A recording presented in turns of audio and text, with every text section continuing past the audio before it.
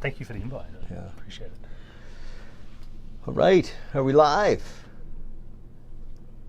Yep. All right. Hey, you guys. Good afternoon. It's Tuesday. All right. Thank you. Thanks, love. Okay, love you. Thank you. Awesome. That was Kat. Kat looked after us with a little drinks. So Chris Hanlon. Is that it? Yeah, that's it, David. Hanlon. Do you know Hanlon? Is it English? Irish. Is it I think Irish? Is where the Damn. background came, yeah. Yeah. I'm from New Brunswick, in the east coast of Canada, which is very similar to Australia in many ways. You know, in my travels in Australia, it was like being home. Yeah. You know, and our roots would be very similar. I'm sure. Yeah, Irish and English and Scottish.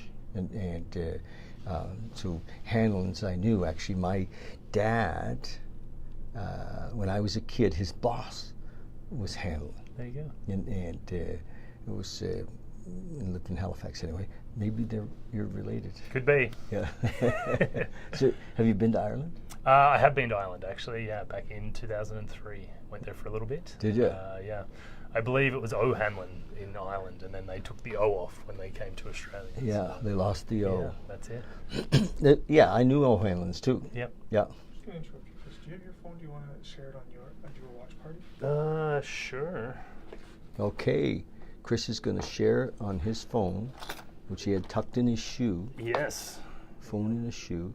So just go to the volume beyond page that should And pop up, and then you can do a share watch party. share. There we go. Cheers. Thanks, James. So, Chris and I met just recently. He was having a meeting with a good buddy of mine, David Wood. And David was up visiting for a little bit with some friends of ours, Joanna and Stephen and Joni and all that crowd. And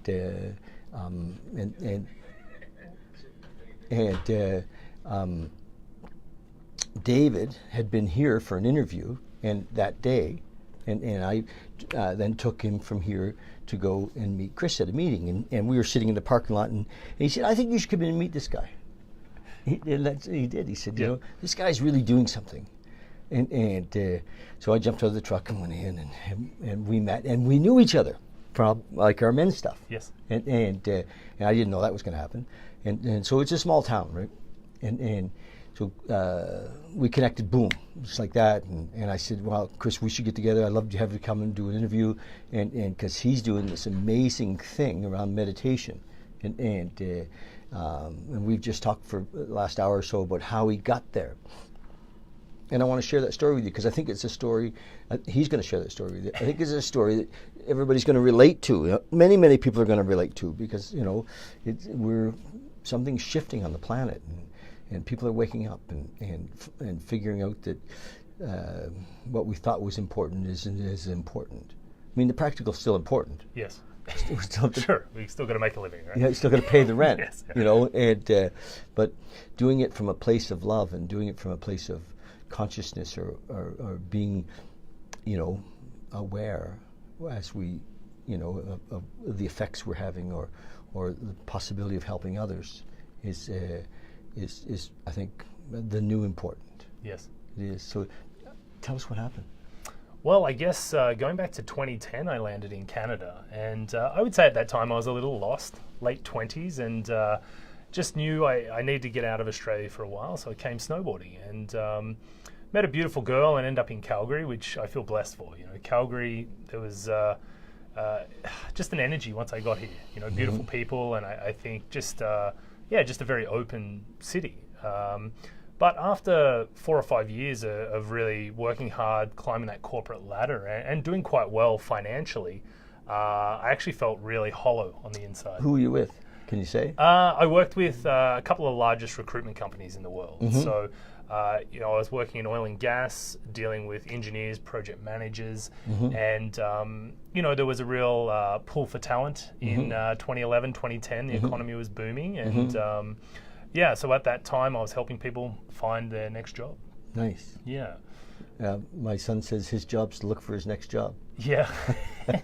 Well, it's changed now. I would say the opinion of even employers is they're looking for people that have multiple experience rather than having 10 years with one company. Yes. Because they see people that are able to adapt. They've looked at lots of different systems Yep. and programs, whereas even before, the companies that I were recruiting for, they were looking for people that had been loyal to a certain company. However, I just think the way we work is changing, and skill set is being more valued over loyalty to a certain company. Yeah. Because you can kind of buy loyalty.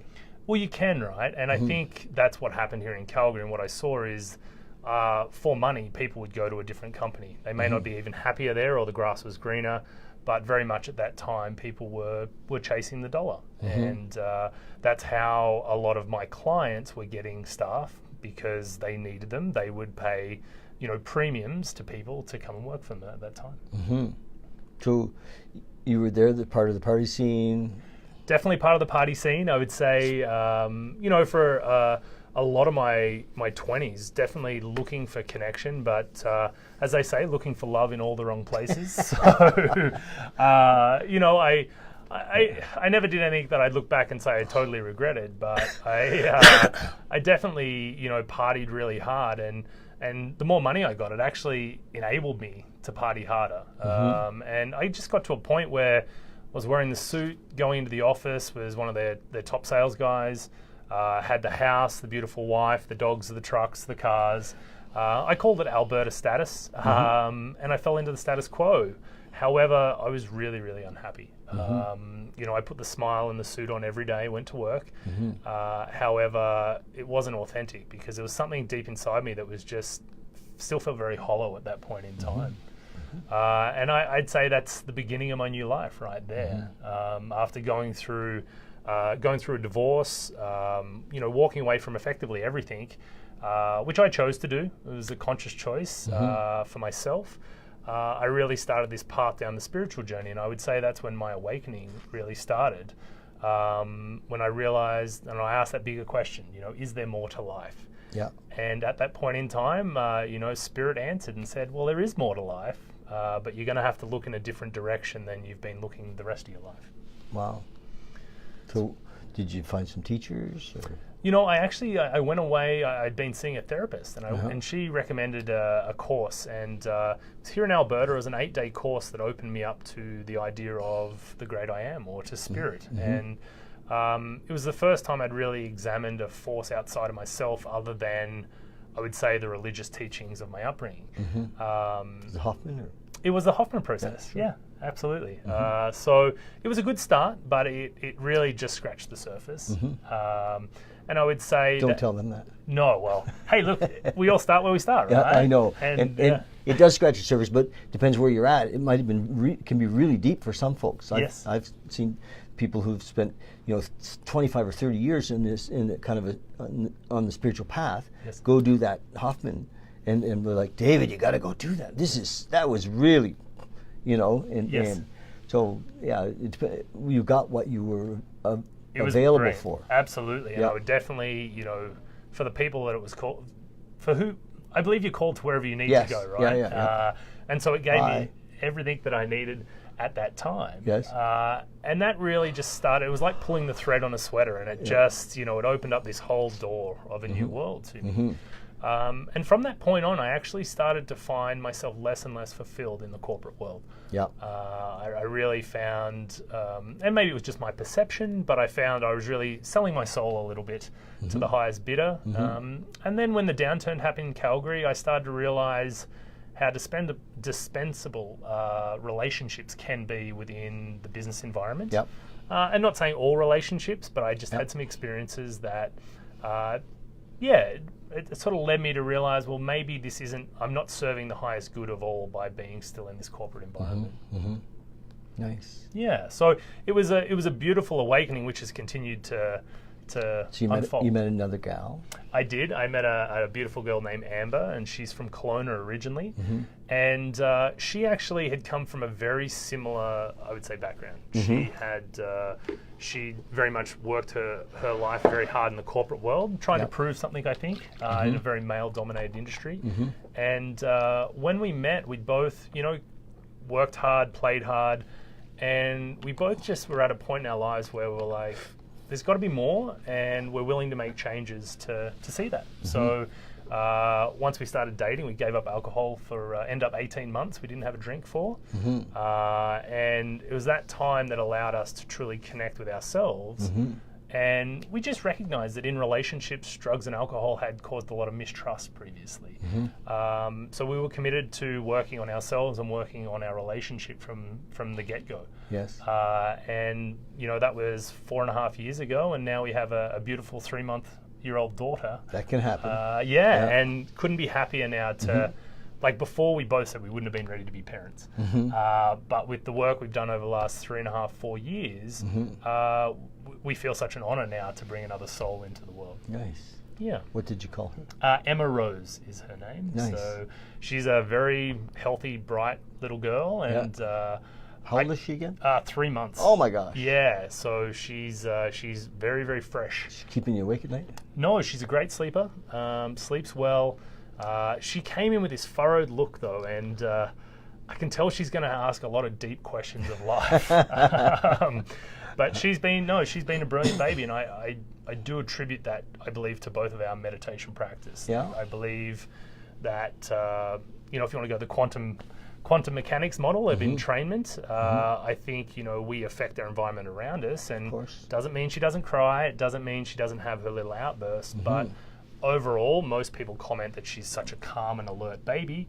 And I said, well, that's because her mum meditated pretty much every day for the last 4 years, and we try and bring that energy into. We don't try; we do bring that energy into our environment. So, any new parents, I say, if you're pregnant now, get on, learn mindfulness practice, whatever that is, because that will go into the fetus, it will go into your baby, and it'll show dividends once they're born.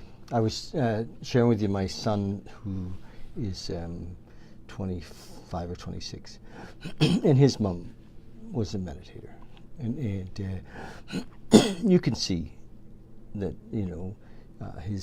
we could always see what a brilliant young fellow he was, and in relation to the connection with his mom. I think that no matter what it is that's going on, it's for us. Yes. If your mom was not a meditator, if your mom was a raving alcoholic, still that was for you. Yes. And what an opportunity. So I think we have to be careful not to say one's better than the other. Absolutely. Different, and we have that opportunity. Yes. To share that. We have a lady who, Tina Parsons. Tina came and spoke here, and she's a psychologist, and she wrote a book, a children's book on meditation. So we had an event here one day where all these people came and brought their children, to listen to Tina talk about children's meditation. And Tina said, so if you want your children to meditate, you have to. Yeah. So true. Could have been the end of her class. Yeah. It wasn't. Yeah. But she had lots of tips and how to start and all that kind of stuff. But it's true. If you want your kids to meditate, I think it doesn't matter if your kids are 3 or 33. If you'd like them to be meditators, if you wish that upon them, then we need to set the example. Yes. And people do what we do, not what we say. Absolutely. And, so what a great example you guys are setting. So I heard you say earlier that your spirituality or your spiritual connection or your commitment to being present is actually the most important thing in the value scheme that's ahead of relationship. Yes, absolutely. So, both my fiance and I, we both have dedicated ourselves to our spiritual practice and our connection to God, Spirit, universal force, whatever you choose to call it. Yes. Because love, exactly. Yes. Because what we've recognized is that when our previous relationships didn't work out, it was because we'd given ourselves over to somebody else. Yep. We'd given our power away. Well, we were looking for something. Yeah, like when people say you complete me, it's like, well, I've been through that myself, and it didn't work out. No. And I think you mentioned it when we were chatting earlier about we go into relationships with an ulterior motive, even if it's unconscious. And so walking into a relationship consciously with somebody, we both recognize we're individual souls walking the same path, and we get to support each other, but our number one thing is to put our spiritual connection first, and as a byproduct, our relationship works a lot better. Yes. We don't look to blame as much. We Yeah. very much take responsibility for our own. You own your stuff. Yeah. Not always comfortable, No. and having someone that's willing to call you on your stuff. Yes. It's a beautiful gift. Yes, thank you, dear. Yes. Yeah. Yeah. So Oh, it's, you saw that. yeah, look, and but it's such a beautiful thing, and I believe there's probably a lot of people out there that may be battling with having a partner that isn't on the path when they are on the path, and I feel sort of as you talked about children, and you need to be the example. Oh. You can just love them from where they're at, and you can love them from where you're at. And I think that's that real lesson in surrender of being able to give love, but remain whole and complete. In a way, I think it's not our business. If we're with somebody, or it's even our children or whatever, and they're, if they're not living what we consider a spiritual whatever, it's just not my business. Yeah. I mean, my prayer for my kids is that they come to know whatever God's will is for them. Yes. Whatever life's will is for them, and that they don't live in compromise. They live in happy, joyous, and free in each moment. Yeah. But how they get there is not my business. Yeah. Or whether they ever do is not mine. And my business, I think, is just to love them. Yeah. Where they are, yeah. It's a beautiful practice, and I think it comes back to what you were saying about you've got to live your own truth. Yeah. And as a byproduct, if people choose to see that, and lately it's been shown to me more and more that. Have you ever seen the movie Kung Fu Panda 3? No. Okay. Well, I'm going to tell you why I think you'd love it. Sounds like a cartoon. It is. It's a Yeah, cartoon. yeah. It's a pretty deep spiritual stuff in the cartoon. Very much about chi and unity. In the end of the movie, what he does, he comes across these pandas and they're under attack, and he needs to train them in to be warriors to protect themselves. He realizes the pandas do not have a fighting bone in their body. They're all about love. So what he teaches them is to be their most authentic selves. And that means one of them's a dancer. One of them, can eat 1,000,000 dumplings. One of them, and it really spoke to me because I think if we can encourage others to be their most authentic selves by being our own authentic self, the world just becomes a place filled with more light. We don't need to fall into those patterns, and they're purposeful. Like those patterns got me to where I am today. Yes. However, I feel I'm a much more valuable to the people around me when I live my truth and I'm true to myself, opposed to wearing masks and trying to fit in. Yeah. Yeah. Totally. Yeah. So you meditate daily? I do. I have a daily meditation practice. I like to get outdoors when I can. I've been a little bit slack with the last little cold snap, but I'm a big believer that nature can also teach us everything we need to learn. So that meditation practice, as you said, it's not right nor wrong whether you meditate or not, but I know all those things I was looking for before in partying, Did you say in pot? relationships. Sorry? You did say pot. I said it before a couple of times. I'm trying to stop. I'm not even trying to stop. I am stopping. David has very kindly been pulling me up on some unconscious language, which I think affects all of us. Yes. Yeah. Buts, tries, and wants to. Yeah. And shoulds. Shoulds. Yeah. You can't should on live. Well, you can, but... And don'ts. Don'ts are kind of... don'ts can be a problem. Yes. I think all of these words limit they're self-limiting beliefs, and they manifest in our life. It's confusing. I like what you shared with me that if I place a but in my vocabulary around what our intent is, and I have an intent, like with creating meditation spaces in every home, lifting the vibration of the planet, one meditator at a time. When I say but, it holds it up. Yeah. It calls it back. Yes. Actually, I've sent it out into the universe and into the ethers and into, there's so much that we can't see all around us that, that we're living in and that we're part of. And as soon as I say but, it's like, oh no, just come back. He said but. Yeah. Oh, I love how you replaced it with and. Yes. If you just use and, it's inclusive. And another thing with the conscious language is quite often we use very vague language. Yes. And that also, it liberates energy, however, it doesn't focus it with intent. And I think I fall prey to a lot of these things myself, and it's a practice. Yes. And you need a good friend to be able to call you on that and not get defensive when somebody steps in. Yeah. And that's another great thing that my partner is great at. She's able to call me on those sort of things. She's about the same age? She's a couple of years younger, but about the same age. And where this came to light for me was having a daughter. I realized she's going to directly copy the way we speak, the way we act. So my beliefs will be actually mirrored to me in my daughter, which was a really scary thought as a new dad. It is, yeah. My daughter, I tell you a quick story. Right? I was 25. She was born, actually, I was 24.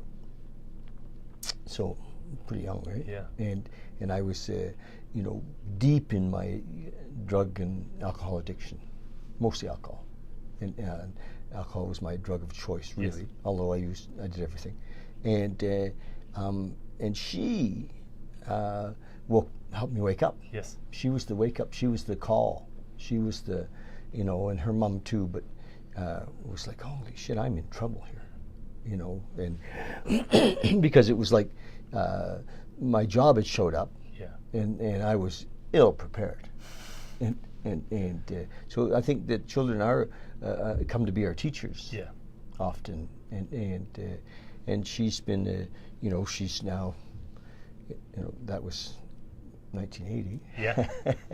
So she'll be 39 this year. She's amazing, in her, with her kids and just a real gift. And like you, I wanted to be a better example. I wanted to break the chain for in our family of drug and alcohol abuse and dysfunctional relationships and no feeling. I remember my dad saying, "I'm going to give you something to cry about." That was the era, yeah. And so you didn't. You stuffed it. Yep. I stuffed it. I stuffed it. Yes. I did. I said, I sucked it up. Yep.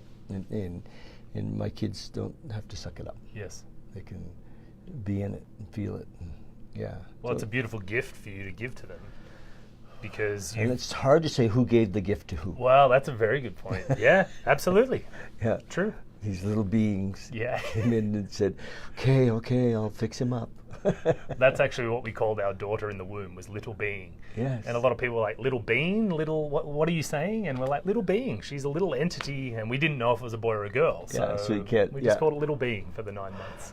Yeah. Yeah. So the little beings come in and say, all right, they got their marching orders. Yes. And we're the ones they came to teach. Yes. And I mean, we're just making shit up, right? But we can do that. True. And what's neat about the world, this hologram that we live in, is that we can do that. Yeah. In every way. And like you have this big vision of 10,000 men meditating. Yeah. Tell us about that. Well, so not just men in Calgary. Like the original intent is, I would love, and we will get there, is 10,000 people coming together in Calgary in a live stream meditation. So still in the comfort of your own home, but coming together on that, in the void or in a quantum level, where we're able to just bless the best for all concerned in Calgary. And it came after reading some books by Dr. Joe Dispenza, where he did Project Coherence. Mm-hmm. And in that, it just talks about the power of peace gathering projects, where masses come together in meditation to bless an area, to bless the greatest good, and the results that came from that, and being able to scientifically see the results. And I know they talk about, after the attacks on 9/11, that they actually measured in the Earth's magnetic field the outpouring of emotion, because it didn't matter, if you had a PhD or if you were a bum on a bench that day. Everybody came together. Empathetically. Empathetically. Psychically. altogether, Yeah. right? And to be able to measure that in the Earth's magnetic field just fascinated me. Some with love, some with anger. Sure.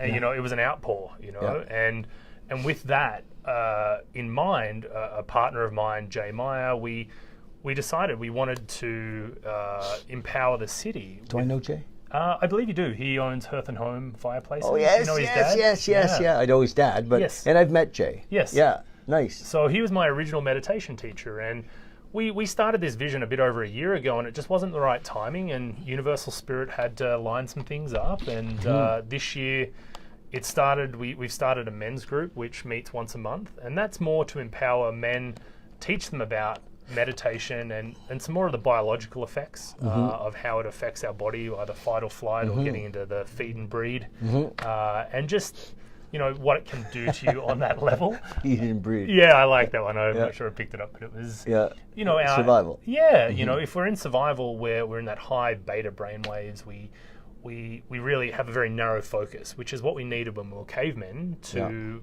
outrun the saber-tooth. Yeah. However, now that high beta cortisol adrenaline is, it's our boss and the deadline at work. It's our wife, because we didn't pick up the groceries. It's, everything in our reality can trigger us to be in this constant state of stress. Yes. And the body doesn't get to repair. There's health illnesses. There's the lack of flow in your life, when you start to feel stuck. And when people tell me they're stuck, I'm like, no, you're just recreating the same thing over and over. And that's what I love about meditation is it just brings a little bit of space into your life so that new events, new occurrences, new things can actually come in. Because when you're pressing send all the time to the universe, there's no room for anything new to come back to you. And we've had a great response so far with the men's initiative. Everyone from experienced meditators to guys that haven't meditated before, having experiences in that group dynamic. And you can turn up and not be in a great space, but because you've got other guys there to uplift you, it's been fascinating to see that you can all entrain into a higher vibration. And our vision is guys going home after that and taking that vibration back to their families, having that go to their wife and kids or their co-workers, and just allowing overall to have that butterfly effect, I guess, of what it means to get back into our heart. And start to listen to things like intuition, start to be able to have things flow, or have the synchronicities or the coincidences as such show up. I believe meditation brings that magic in the flow. I call it FM. Yeah. Fucking magic. Yeah. It is magic, right? I think people think I'm crazy sometimes because I talk about magic a lot. Yeah. But I think how fun is life with the magical and the mystical? It's pretty boring without it. So when we set intent, though, yes, with love, we fuel it with love. Yes. Then that begins that those things are happening. Yeah. And you can create because we are in the hologram, the love hologram. Yes. We can create like what you want to do. This thing is happening. It's happening. It's already happening. Yeah. And can only be defeated by our doubt. Our doubt. Yeah. I totally believe that there is a future. Shut up. I'm loving you. Yeah. Because he gives me a hard time all the time. Really? About doubt, yeah. Well, doubt is purposeful too. It's contrast to faith. So, we all had doubt. Sure. I understand. Somebody told me one time that courage wouldn't be necessary without fear. That they're like the opposite side of the same hand. Yeah. Anyway. Yeah. Well, I think you're right, and I feel with this vision of 10,000 YYC is it's already happened. It's just I need to stay true to the course with the people in my surroundings and build that momentum. And we want to help and appreciate it. And I think that's where, as a collective, did I say that? We want to. Yes. Yeah. You are helping right now. We're going to help. Yeah. Yeah, we're helping. And I think there's a lot of people that are looking for places to come and understand more about what do I need to meditate. Yes. There's a lot of conjecture about what is meditation even, because there's so many different forms of that as well.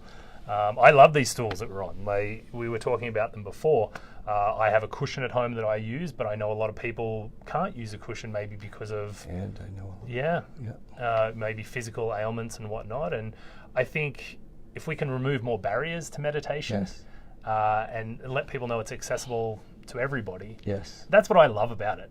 Number one, it costs nothing. Yes. We've had it with us our whole lifetime if we were shown how to tap into it. Yes. Yes. And all that searching I did, partying, drugs, rock and Yeah. roll, all the rest, Yeah. the answer was always within. So I have a philosophy. Can I share this with you? Please. I think a lot of people, I've been interviewing people, and not like this, but I mean, everybody's walked in the door for the last 2 years pretty much. I've said, so how is it with your meditation? Yeah. And I get a lot of I should meditate, and which is fine. Yep. But what I've heard a lot of is I've heard a lot of people say, I don't have a practice because I'm actually in meditation when I'm on my motorcycle, or I'm in meditation when I'm, playing squash, Now, and I think or when I'm in meditation when I'm walking in the woods. And I think there's a difference between having a practice where we actually sit and allow ourselves to actually go past the mind into that space that we talked about earlier that can't be defined, can't even be discussed, can't be talked about. It was much different than, and I think our ego wants to say that the walk in the woods is the same. And I don't believe it is. I think that the walk in the woods is a beautiful, relaxing breath of fresh air walk in the woods. And me on my motorcycle, when I get in the zone, is me on my motorcycle in my zone. But I have to be there. Yeah. Because I'm on my friggin' motorcycle. Or when I'm coming down a Black Diamond run, on the ski hill. Yeah. Yes, I can kind of hit that spot, that sweet spot, but it's not meditation. Yeah. Do you know what I mean? I do. I would say my experience has been that flow state is connection with spirit. So Yes. whether it's on the Black Diamond or you're snowboarding, you're having a round of golf, you're on your bike, you're in a deep connection. But we're not meditating. However, Yeah. and I don't want to use but. Yeah. Yeah, I believe that. I believe taking the time to silence the mind. And a lot of people say, well, I can't. My mind doesn't shut off. Well, and that's okay, because let's imagine that, we watch people play tennis. Yes. And we're a big fan of watching tennis. And we've never got on the court. We're never going to actually learn tennis unless we get on the court, And so we're dealing with the mind, because the mind's a tool. I'm not my mind. But it's a very valuable tool. Yes. It's like my number one tool. It's like my hands. Yeah. These are tools, and I was born with them. And my mind, though, is somehow taking control.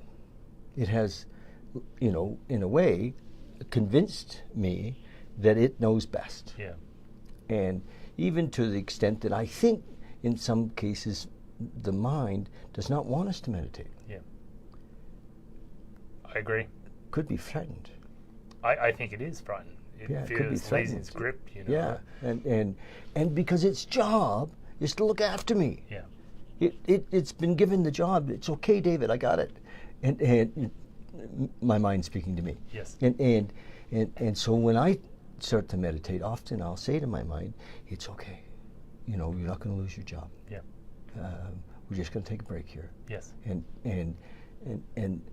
mind starts to trust that, okay, that connection actually can give it even more presence. Absolutely. More that connection's beneficial to the mind. It's interesting that the mind has a mind of its own. Yes. In a way, and that when we're watching people, we have meditation here, and I talk to them often about the mind, that just to watch as it, starts to, fuss. Yeah. Geez, did you leave the stove on? Yeah. Right? And what are you doing here? How long is this going to take? Yep, totally. Absolutely. Who are these people? What do they want? You know, Yeah. and all of the little mind things that come up, because the mind is like wants to look after us. Yes. And that's the job. Yeah, and well, that's been the big revelation, I think, with the men's group, is talking about coherence. So when we're able to just, and we can become coherent at any point, and this is one of the biggest stresses to people, is when we learn how to take some deep breaths and focus on our heart center, we can actually make our mind work in a much more efficient, creative manner. Well, it actually gets a break. Yeah. And this is where the love hormones of oxytocin start to come in. And so from that biological level, when we're able to drop into our heart, just take those couple of deep breaths, we actually can, go out there and get into flow state. Yeah, it's beautiful.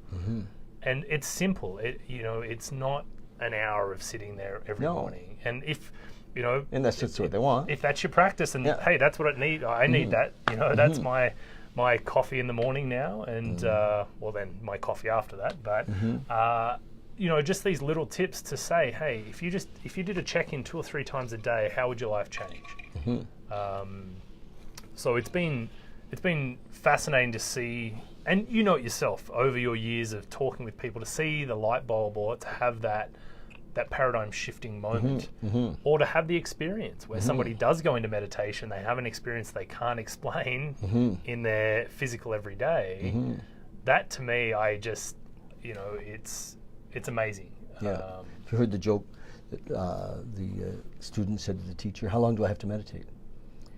And he said, "You have to meditate for half an hour a day. Unless you're too busy for half an hour, then you have to meditate." Then you have to meditate for an hour. Yeah. And, Yeah. And it's interesting. So that's my thing, I think, to put across the message that there's a defense, that the mind will actually, it has a defense. It doesn't really want to go there. And then, I think if you want 10,000 people to be meditating, we have to, I believe, help them to see the benefits. Yes. Why should I meditate, and what is the benefit of meditation, and what would you tell your 10,000 meditators that's a benefit for them, or for the city, or for the world? Can you tell us? Yeah, like I believe there's no gift there's no act that goes without notice. And so when we get into that space, number one, you're going to have profound benefits yourself in finding greater levels of peace and joy by meditating personally. What I've found is when we do our meditation and we're above the city or above the planet, and we're sending love and compassion, that in itself gets reflected to us. So not only are we able to help ourselves grow and to feel calm and more joy, we're actually able to do it for our fellow man, and by doing that, you start to see this flow-on effect. Maybe you walk out on the street that day and everyone's smiling at you for once, and you're like, wow, that's a bit different. Or maybe you're smiling at everybody and you're giving that love. So it's a double-edged sword. It's not as though we want people to come and meditate just for Calgary. It really does benefit themselves as they do it. However, how good does it feel to give a gift? And I think giving a gift of your presence is actually the biggest gift we can give. Like, you, for this time, conversation, that's why relationships are beautiful. Because when you're truly in a relationship and you're committed to it, you're able to be present with somebody.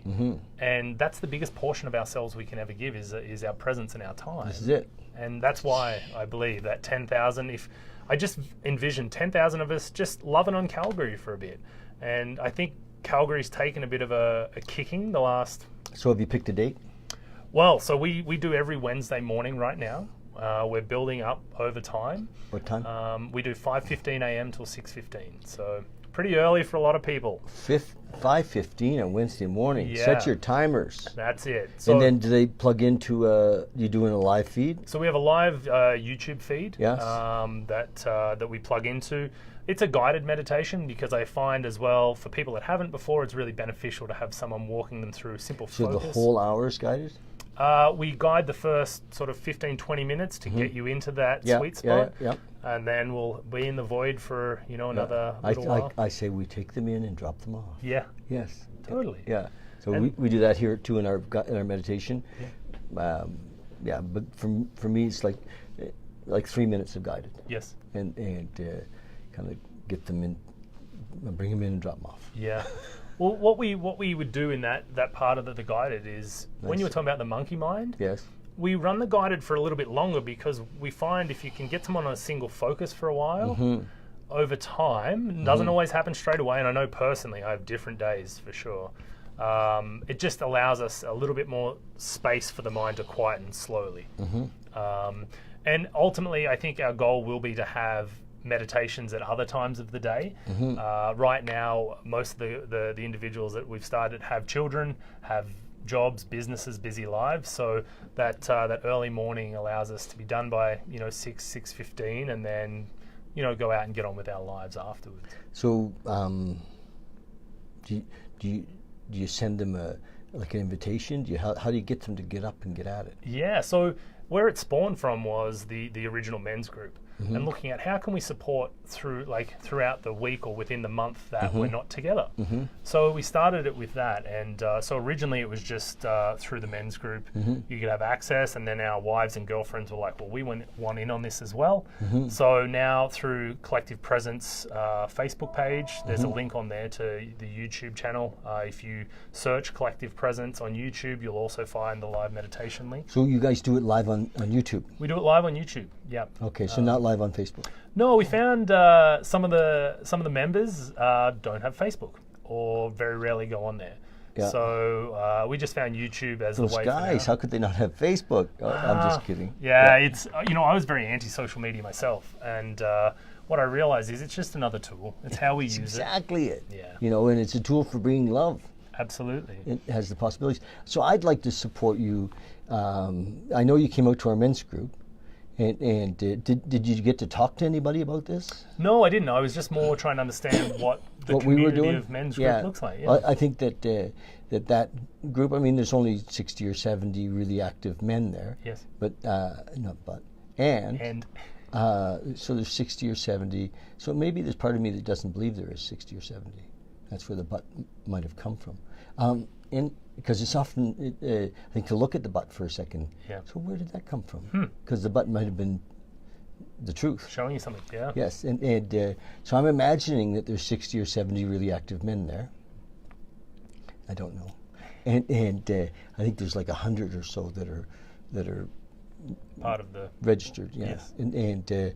And I think a lot of those men would meditate or be part of a vision Yes. that you're speaking of, and so when you do this once a month, is part of your guided helping to lift the vibration of the city. That's one of our key focuses. Absolutely. Okay. Yeah. Yeah. And wishing the best for our anybody that's in that group on the once a month, or if you've been to the group and you're not there, we're setting our intent for the best for you and your family as well. For everyone. And that's, our meditation, we zoom out, and that's what I love. It starts off at our homes, and we look at our homes, and as we keep going, I think the Buddhists do a very similar meditation, a very much a compassion exercise where you just keep zooming out until you're actually looking at the planet, and Yes. you have complete love and compassion for Mother Earth. And, Nice. So do you guys go out that far? we do. Oh, Yeah. Okay. And So that's why it takes a little while to Yes. get us there. Yeah.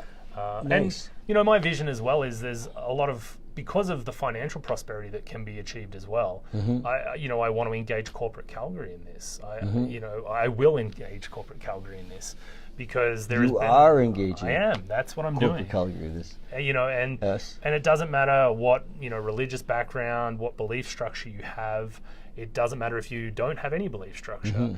This is for the betterment of Calgary, and I know what benefits one of us here will benefit all of us, and I just know in my heart that 10,000 of us will lift the vibration here to change a new reality as far as the economy, as far as Yes. Everybody's households and families and prosperity.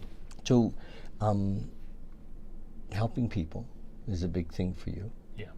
And you're coaching. Tell us about that.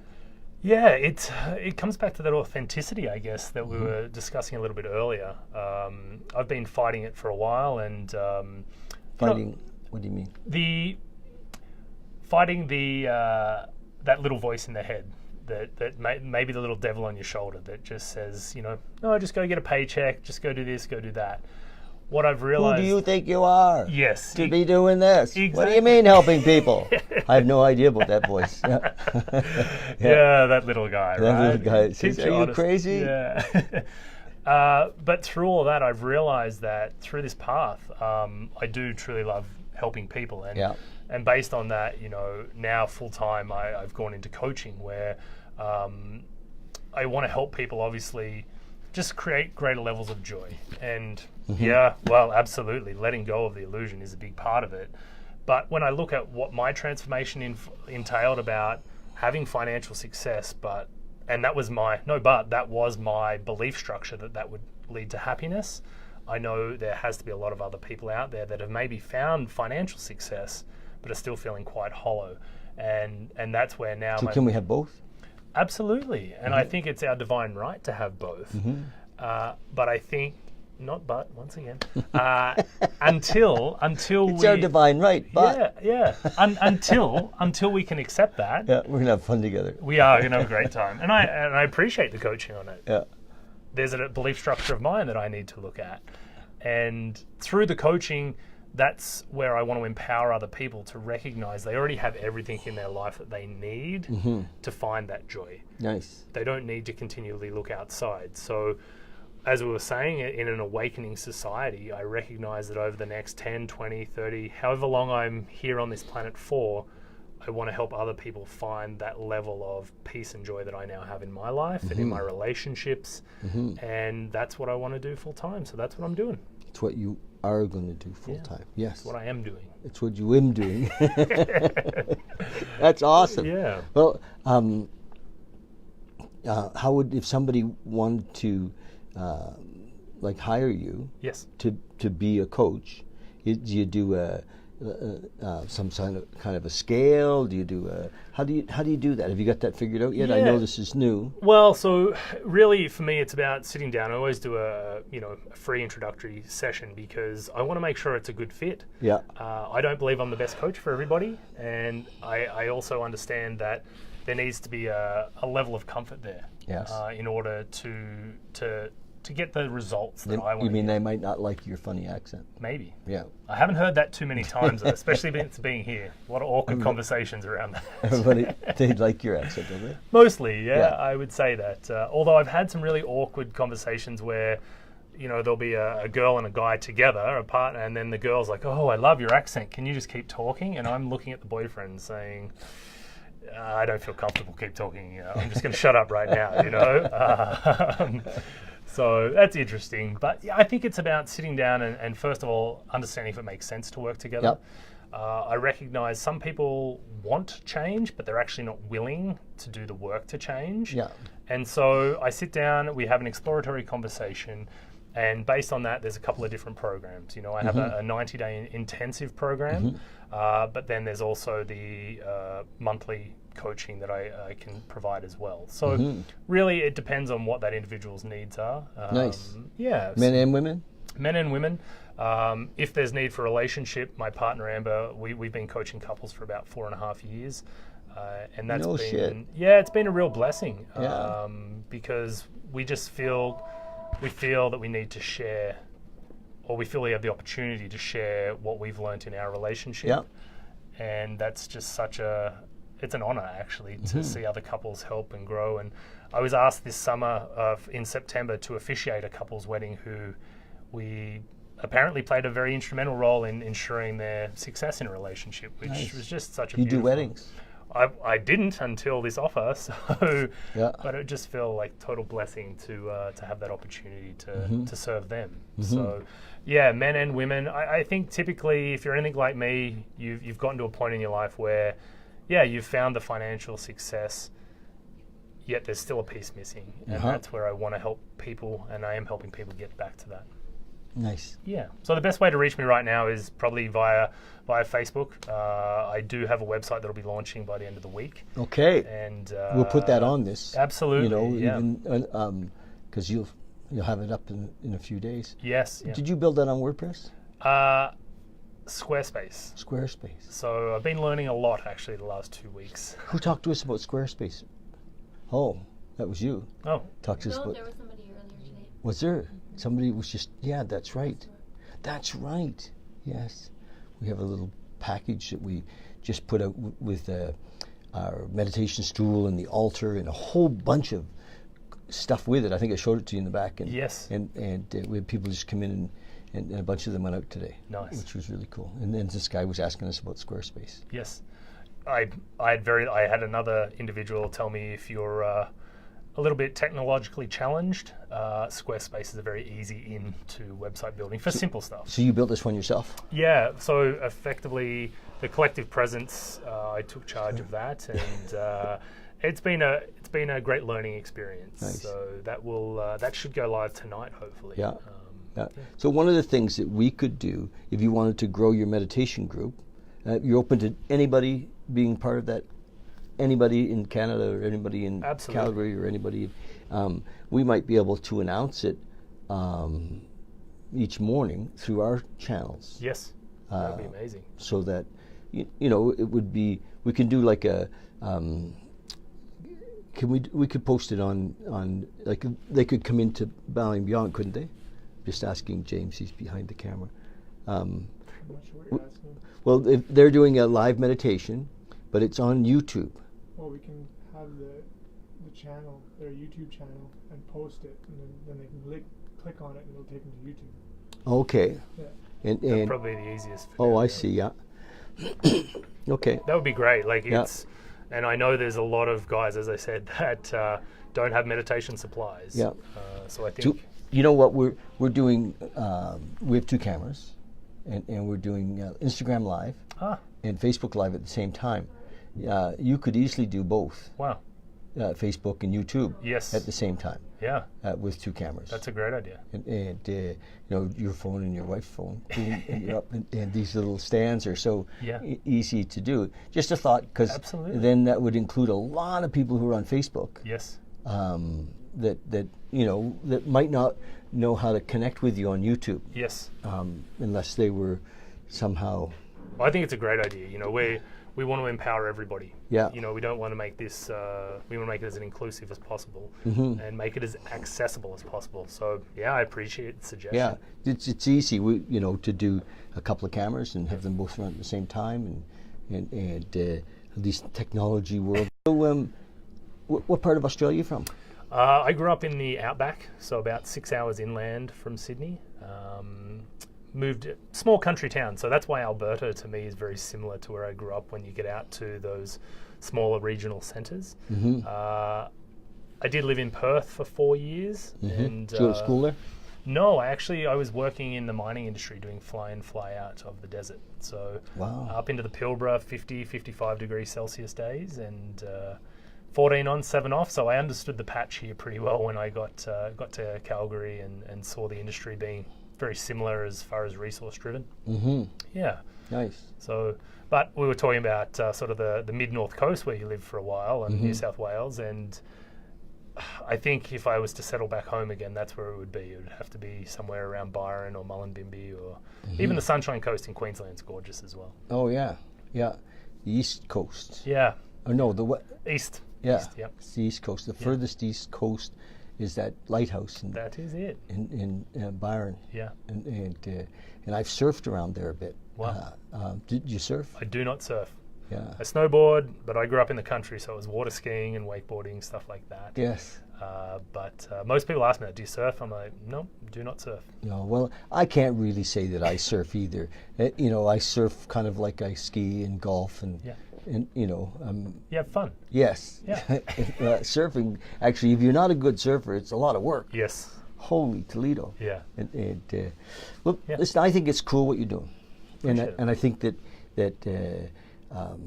you know, it seems like a lot of what you're doing right now, 20 or 30 or 40 years ago, was the domain of either they're really troubled, you know, that we're in the ditch big time and trying to get out. Yes. And I think that what's happening is that a lot of fellas, men and women in their 20s and 30s and 40s, but in the 20s and 30s are recognizing that there's more. Yeah. And they're waking up without having to have shipwrecked their life. Yes. And so that's pretty cool, because I think you're one of those guys that you didn't have to lose everything to say, what the hell's going on here? Yeah. And there must be more. Yeah. And to be perceptive enough to hear the voice. I think that things have changed. Yeah. You know, not just like the world has changed, and not just on the physical plane, but the spiritually, that we're evolving. Absolutely. And there's I don't believe there's ever been a better time for everybody to access spiritual information, consciousness, what is consciousness, you know, and to drop in and discover who they are and feel their connection. And there's never been a better time. No, I think competition, the age of competition is past. Mm-hmm. You know, it's now the age of collaboration. You know, I think if you look at the precession of the equinox, you know, I think we're coming into the next golden age, or we've started it.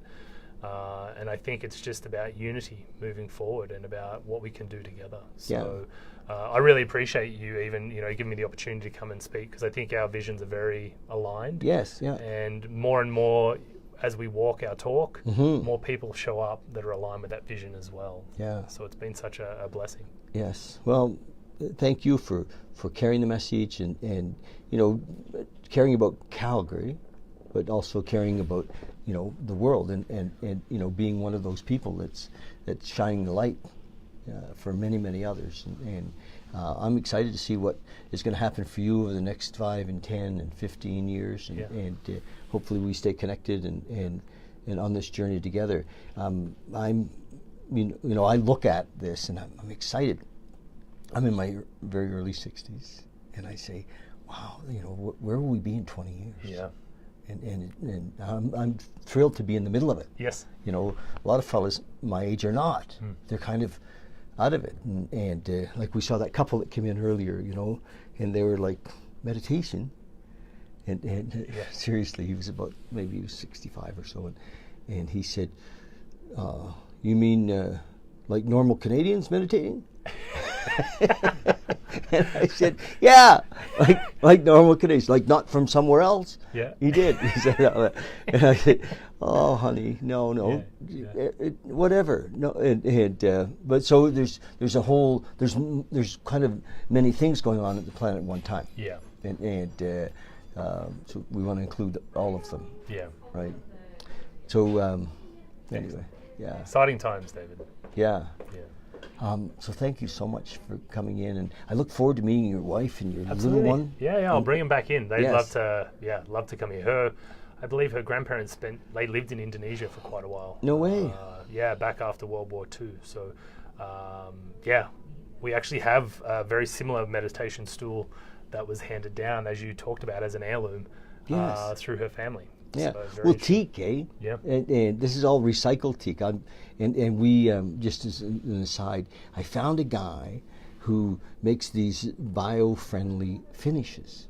So everything on them is not, like the local people, God bless them, would have put the cheapest. Lacquer or... Yes. Yep. You know, and they were like, why are you spending money on this finish? I said, because my friends are going to sit on these. Yes. You know, and some of them are going to be bare butt. Yep. Right? Sure. And I don't want them sitting on your toxic shit. Yeah. And they're like, okay, Yeah. you know, it's going to cost you extra. Yeah. I said, that's fine. It's okay. Yeah. Anyway, so thank you for what you're doing. Thank you. for your time today. And in any way we can support in your vision, we're on board for that. Appreciate it, David. Awesome. Thanks so much. Take care. Yeah. Okay, you guys, we're almost done. I got a couple of quick things. Follow us on YouTube. Come on. Subscribe. And love it if you share this. Love it if you make comments. I'm supposed to say this in the very beginning, and I always forget that, you know, but if you've enjoyed this video, you know, say something like, hey, how you doing, David? Or, you know, how you doing, Chris? Or whatever. Just say hello. And I guess that's it. Come and visit us. We're decided we're going to get out of the retail side of things, so everything in the store is going to be sold, and we're moving more into the online world, and we're excited about that. Although we're still going to be doing meditation evenings, and wherever we are, we're going to be doing that. Oh, this Thursday night, we have a lady coming. What's her name? Mariah. Mariah is coming, and Mariah's going to do past life regressions right here. Past life regressions, they're so cool. And I have personal experience with that. It really happens. So come and join us for Mariah's past life regressions Thursday night, 7 o'clock. And Sunday coming up, we have our very first ecstatic dance here in the shop. We're so not ready, but it'll be here, it'll be ready. Is it going to happen? Yes, it's going to happen. It's happening. It is happening. And so we're going to dance together on Sunday morning. Do you ever do ecstatic dance? I haven't, but I'd be open to Yes, it. and I'm open to it. Yep. Yep. And so he hasn't, and he's going to be open to it. So yeah, I'm going to piss him off. Anyway, love you guys. Thanks so much for checking in with us, and you know, for all the support that we get from you, and that you know, we're in this together, right? It's all one big vision. Cheers. Bye-bye.